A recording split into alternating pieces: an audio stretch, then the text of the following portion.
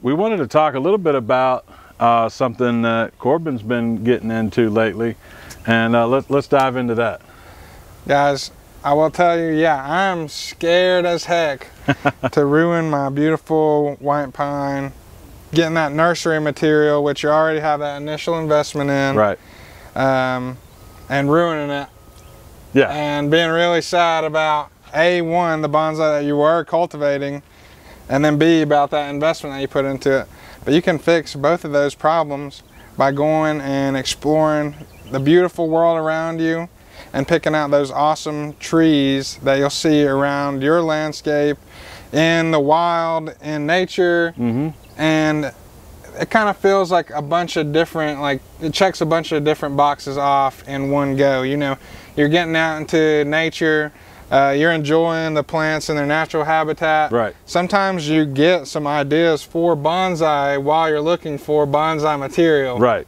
Exactly. And one of the cool things about that, and that's called Yamadori, right? Exactly. The act of going out and collecting something from your native material. And what's cool about that is, for one, it kind of gets you started without feeling like you have to make a huge investment. But also it gets you into native plants in your area. So those plants are going to be likely to be more successful in your growing climate because you're pulling from your native environment there. They're already acclimated to your climate and your zone, and you're going to have a little bit more success with some of those. And it kind of gives you an inexpensive way to dive into bonsai. So it's kind of a cool thing we were talking about. We've been talking about it all the time. Let's go for a hike, see what we can find, some material to bring back, put in a nice bonsai pot. Super cool idea, man. I love that, just getting out in nature and letting nature kind of provide some of that material. Oh yeah, and I don't think people focus in on the point of going out there is going to give you inspiration. I mean, Brian and I have taken some hikes, and we've seen some crazy, gigantic root over rock, wind-swept style, and it's like those styles of bonsai came from nature.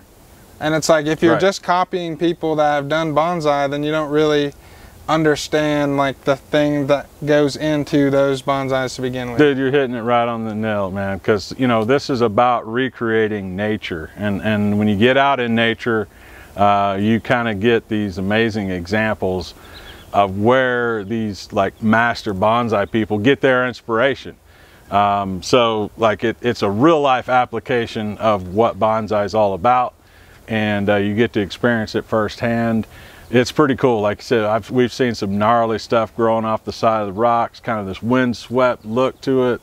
I mean, all of those things comes from nature, so it's cool to get out there, see what you can find, see what inspires you, the style of plants you like, and then you can kind of come back and decide, okay, you know, this cultivar or that cultivar may be what I want to invest my money into and try to recreate that natural feel.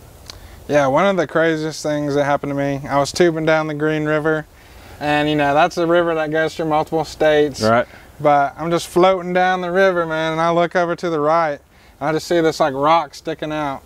And then I just see this little tiny tree slowly peeking its way out. Yeah. And it's growing inside of the rock, and it's like, boom, right there, bonsai, man. Like, that's what it is, you know. It's like people saw that stuff out in nature. They're like, man, like, I need to do that at home.